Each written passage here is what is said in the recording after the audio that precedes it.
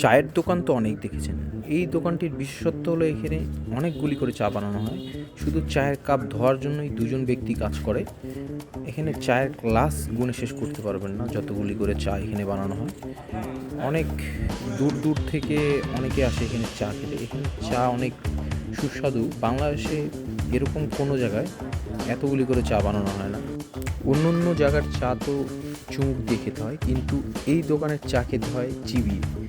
আপনারা বিশ্বাস করছেন না তো? তাহলে আপনারা আসেন, দেখে যান। আর একটা জিনিস দেখুন, এখানে স্বর্ণের কালারের একটি ছাঁকনি ইউজ করা হচ্ছে। সোনার পানি দিয়ে ধুয়ে এখানে চা খেতে দেওয়া হয়। সোনার ছাঁকনি তো কোনো জায়গায় দেখেননি হয়তো, এটি ফার্স্ট আপনারা যেটা দেখছেন। সোনার ছাঁকনি ইউজ করে বানানো হচ্ছে চা। প্রতিদিন এখানে ব্যবহার হয় মন কেমন দুধ।